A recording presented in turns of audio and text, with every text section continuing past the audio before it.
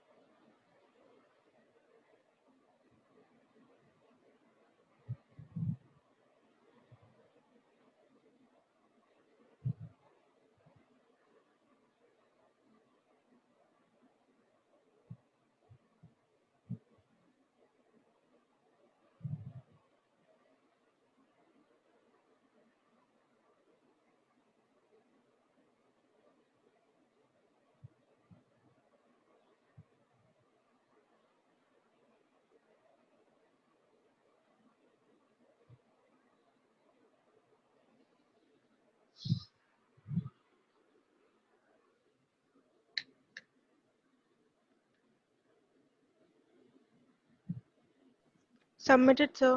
Okay.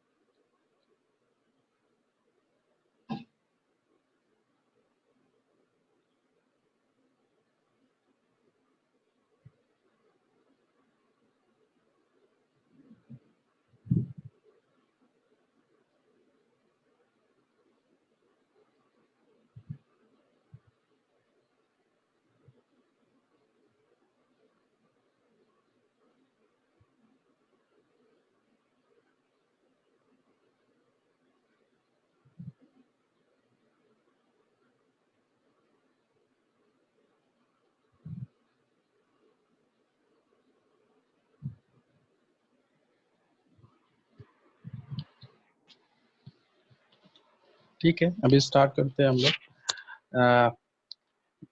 जैसे मैंने बताया था, परक्यूजिट्स को हम लोग डिस्कस कर रहे थे। मैंने वहां पर बताया था कुछ परक्यूजिट्स ऐसे होते हैं जो फुली टैक्सेबल होते हैं, कुछ ऐसे होते हैं जो जिनका कुछ पार्ट टैक्सेबल होता है, कुछ का नहीं होता है, कुछ एग्जेम्प्टेड होते हैं। और जहां पर मैंने बताया था कुछ परक्यूजिट्स ऐसे होते हैं जिनमें मुझे ये देखना पड़ता है कि वो स्पेसिफाइड एम्प्लॉय है कि नहीं, जो भी एम्प्लॉय है वो स्पेसिफाइड है कि नहीं। अगर वो स्पेसिफाइड है तब भी वो परक्यूजिट्स उसके लिए टैक्सेबल होगा, वरना टैक्स फ्री होगा। तो सबसे पहले आपको आइडेंटिफाई करना होगा कि वो एम्प्लॉय स्पेसिफाइड है कि नहीं है। तो उसके लिए ये 3 कंडीशंस दी गई हैं, ये तीनों में से अगर कोई एक फुलफिल हो रही है तो वो स्पेसिफाइड एम्प्लॉय होगा। जैसे कि मैंने लास्ट क्लास में बताया था ये चीज कि an employee of a company who is also director thereof, it is immaterial whether he is full-time director or part-time director, whether he is nominee of management, workers, government or financial institutions। ठीक है, कोई भी हो, it is इससे matter नहीं करता है कि वो जो है नॉमिनी हो मैनेजमेंट का, वर्कर्स का, गवर्नमेंट की तरफ से हो या फिर फाइनेंशियल इंस्टीट्यूशंस की तरफ से हो या फिर फुल टाइम हो या पार्ट टाइम हो।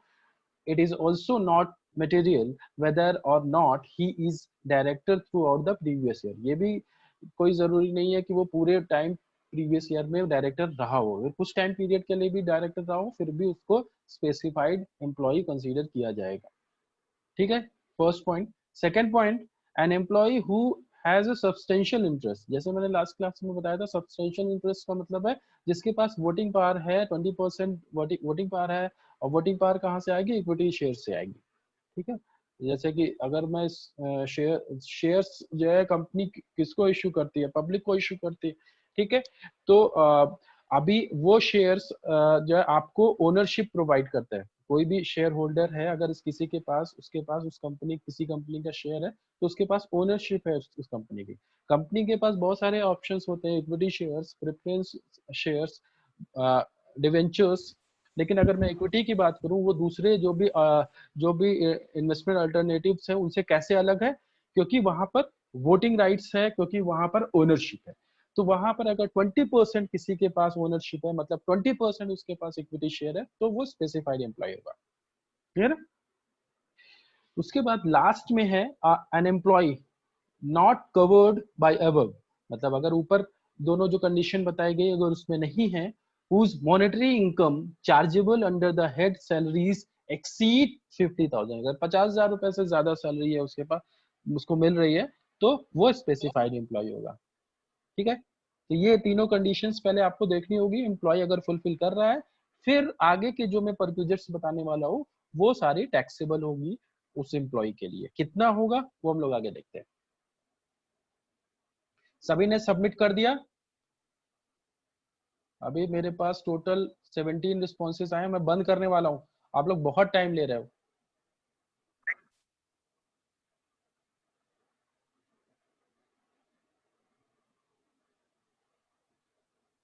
तुरंत आप लोग सबमिट करो, मार्क्स आ नहीं रहे, टाइम इतना ले रहे हो।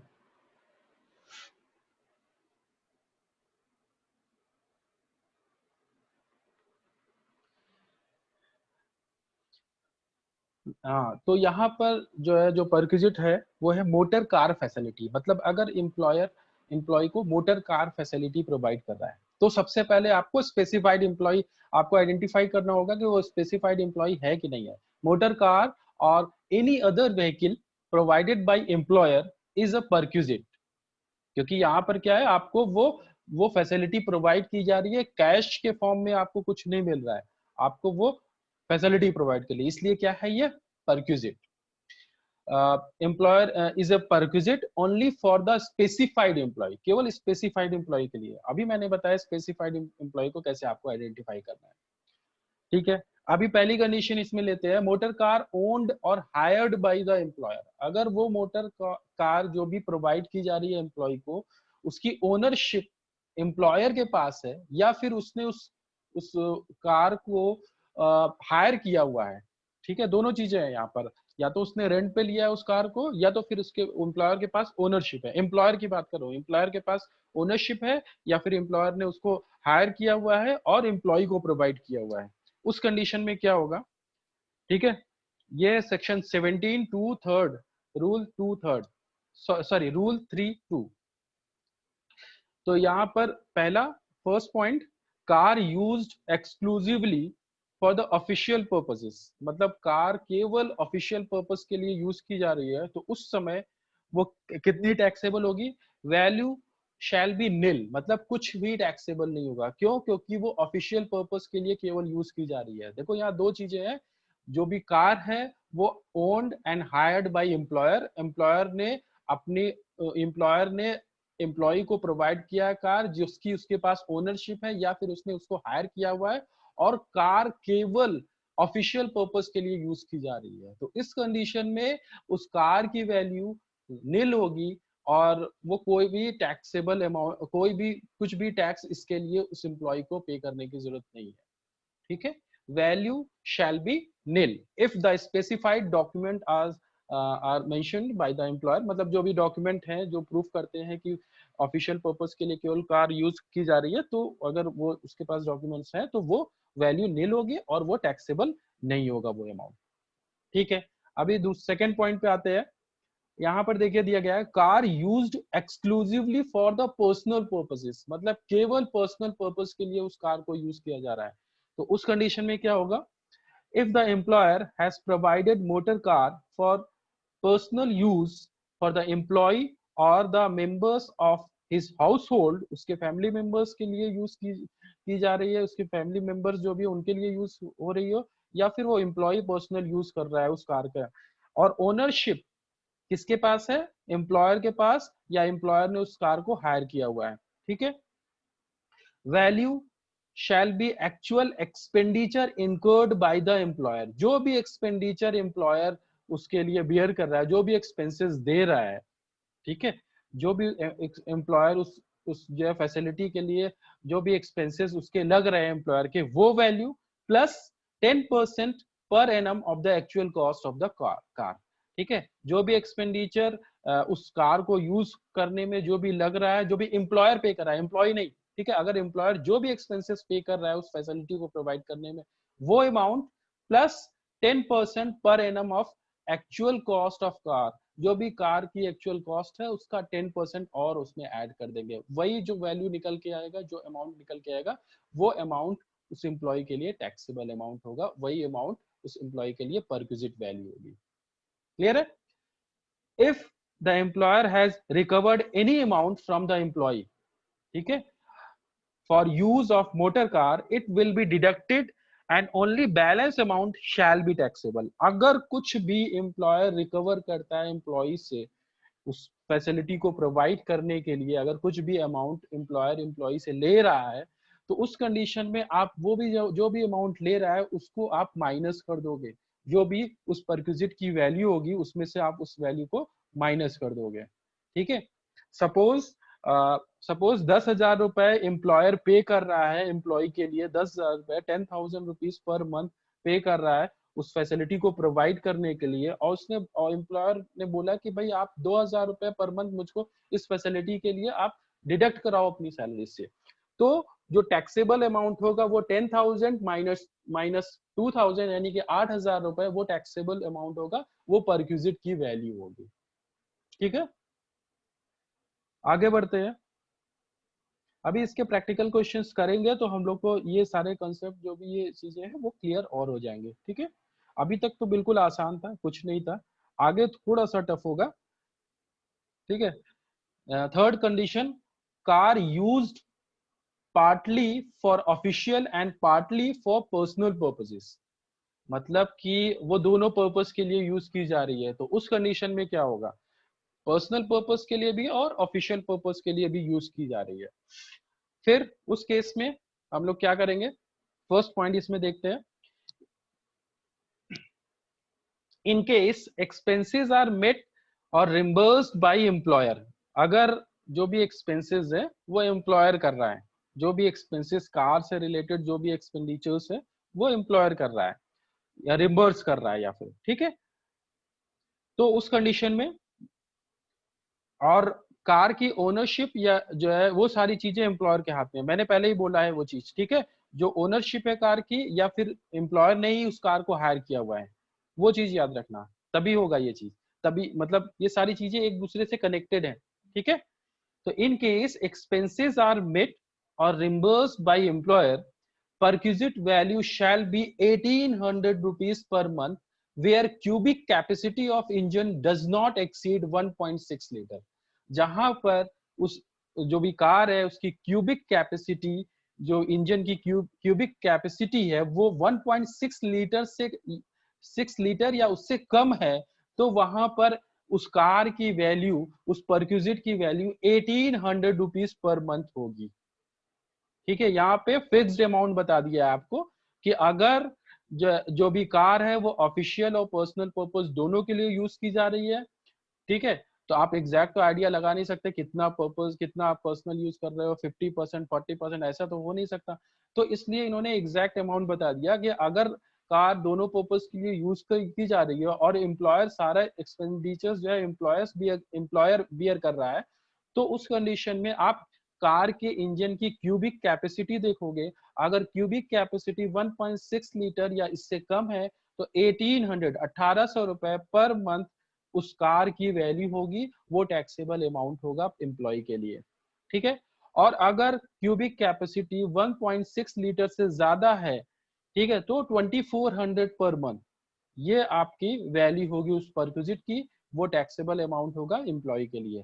And 2400 per month where cubic capacity of engine exceed 1.6 litre.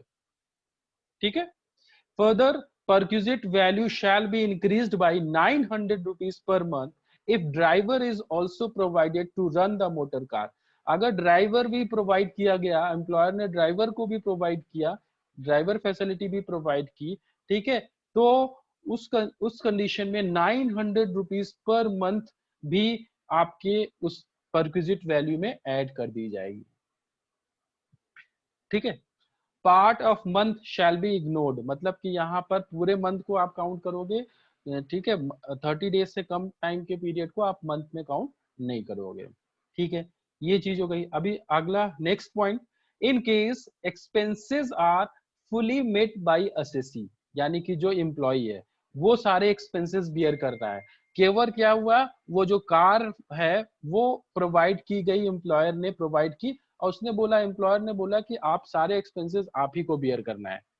ठीक है, तो उस कंडीशन में क्या होगा, perquisite shall be, perquisite value shall B 600 rupees per month when where cubic capacity of engine does not exceed 1.6 litre, जहां पर 1.6 litre cubic capacity engine से कम, इंजन की कैपेसिटी 1.6 लीटर से कम है, वहां पर 600 रुपीज पर मंथ, और जहां पर ज्यादा है वहां 900 rupees per month.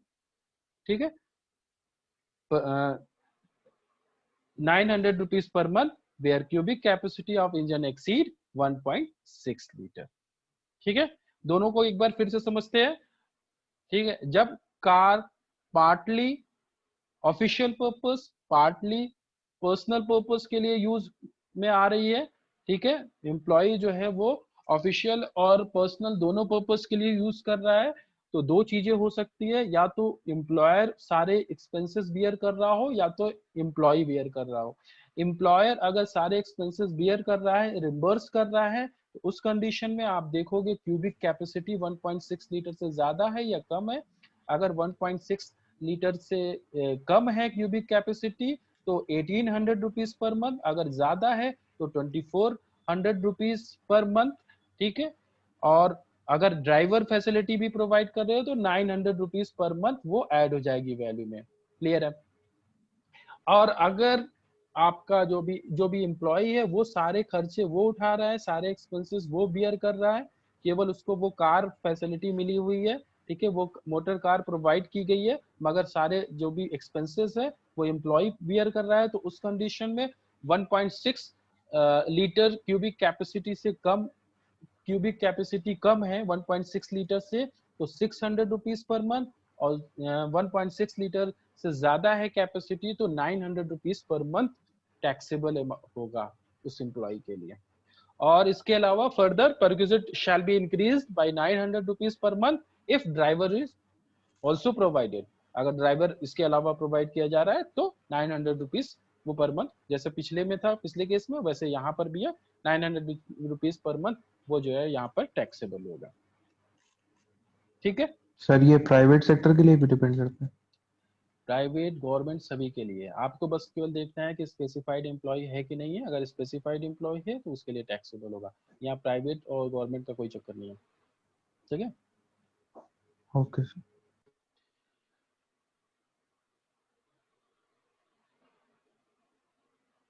more than one car is provided to the employee for official या personal use, अगर एक से ज्यादा कार उसको दी जा रही है तो if employer has provided more than one motor car for official या फिर personal use, in that case only one of the motor car shall be considered to be for official personal use and all other motor cars shall be considered to be personal use and perquisite value shall be computed accordingly. मतलब कि अगर एक से ज्यादा car अगर provide की गई है तो उस कंडीशन में आप एक कार को वैल्यू को आप ऑफिशियल और पर्सनल दोनों के पर्पस से मान कर आप उनका उनकी वैल्यू कैलकुलेट करोगे। बाकी की जो भी कार है चाहे वो ऑफिशियल और पर्सनल दोनों पर्पस के लिए यूज कर रही है हो रही है, लेकिन आप उसको हमेशा पर्सनल ही मानोगे। केवल एक कार को आप दोनों पर्पस के लिए मानोगे, बाकी सबको चाहे वो ऑफिशियल पर्पस के लिए यूज हो रही है आप उसको पर्सनल ही मानोगे। मतलब कि केवल एक के लिए आपको ये फैसिलिटी प्रोवाइड है, बाकी सबके लिए आप जो भी एक्सपेंसेस होंगे वो पूरा पूरा टैक्सेबल होगा। ठीक है, ये पर्सनल में क्या करते थे हम लोग, अगर पर्सनल यूज के लिए अगर कोई कार को यूज कर रहा है तो उस कंडीशन में क्या होता था, जो भी एक्सपेंडिचर एम्प्लॉयर बियर कर रहा है वो सारे एक्सपेंडिचर प्लस 10% ऑफ कॉस्ट जो भी कार की है वो आपके लिए टैक्सेबल होगा। फिर वो आप जो भी एक से ज्यादा कार जो भी है उसको आप उसी तरह उसका टैक्सेशन करोगे, उसी तरह आप वैल्यू उधर कैलकुलेट करोगे, पर्सनल कार मानकर आप उसकी वैल्यू कैलकुलेट करोगे। ठीक है, next, motor car owned by the employee and expenses are met. और अब देखो यहाँ पे चेंज हो गया, क्या चेंज हो गया, अभी जो मोटर कार है, कार जो है वो उसकी ओनरशिप एम्प्लॉय के पास है एंड एक्सपेंसेस आर मेट और रिम्बर्स्ड बाय द एम्प्लॉयर। लेकिन जो भी एक्सपेंसेस है वो आपका जो भी एम्प्लॉयर है वो रिम्बर्स कर रहा है। ठीक है, वो सारे एक्सपेंसेस को बियर कर रहा है। तो उस कंडीशन में आपको क्या करना है, देखते हैं पहली कंडीशन यहाँ पर, car used exclusively for official purpose. तो हमेशा याद रखो अगर कैसी भी कंडीशन हो, अगर कार को केवल आप ऑफिशियल पर्पस के लिए यूज कर रहे हो तो उसकी वैल्यू हमेशा नील होगी। Value shall be nil if specified documents are mentioned by the employer. दूसरी कंडीशन देखते हैं, car used partly for official purpose and partly for personal purpose.